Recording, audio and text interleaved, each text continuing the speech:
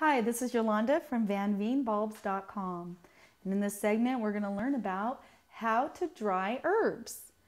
Now there's many different methods to drying herbs, and pretty much any way that you can dry anything else you can dry an herb. But there's a few rules that you should follow.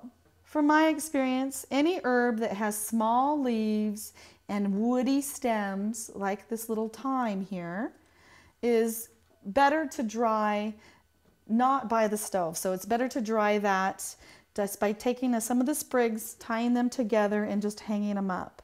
And that way they'll just dry naturally and they don't even fall apart very easily. You can also put them right into a paper bag and they'll dry really well. Or you can hang them upside down, as I said, or you can hang them on drying trays too, just metal trays or plastic trays or anywhere where they can sit and dry. You can put them out in the sun or leave them in a closet. It doesn't really matter. So another easy way to dry plants like thyme that are a little bit woody, that have smaller greenery on it, is just to dry it right in the oven. So it's easy to do. You just do one layer in your container or right onto a pan. Okay, wait till it's the driest point of the day. So the best time to cut is late morning or once the dew has dried. So you don't want to cut them when they're really, really wet. And keep the oven on the lowest temperature. So don't put it very warm at all. And then you just can put one layer and put it right into the oven and keep watching it. So don't walk away for very long because that'll burn right up if you leave it for 10 or 20 minutes. It only takes about 5 minutes on low heat for that to dry. Once it's dry, you can put it right into a paper bag or right into a plastic container or right into a glass jar and use it for the rest of the year. And most herbs will last for up to a year once you dry them, so it's wonderful. And another easy trick that I've learned recently too with my herbs is to throw them right into the freezer. Cut them at the best point when they look lush and green after they've bloomed, and just throw them right into a bag and put them right in the freezer.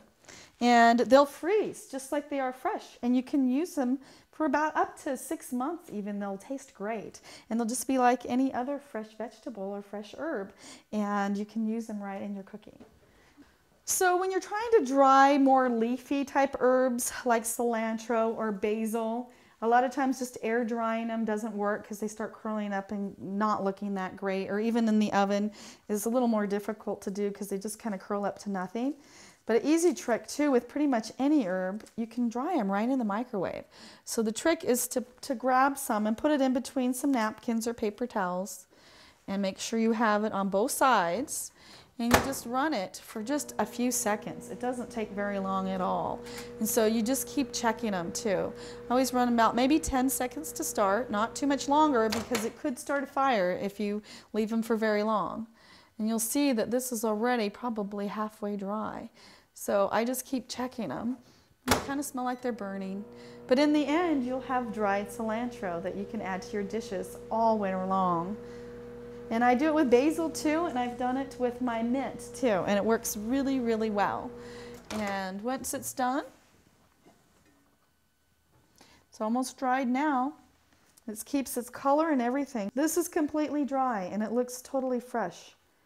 Look at that. So the microwave is really an easy way to dry any kind of a leafy herb. So drying herbs is just like drying any other plants or for seeds.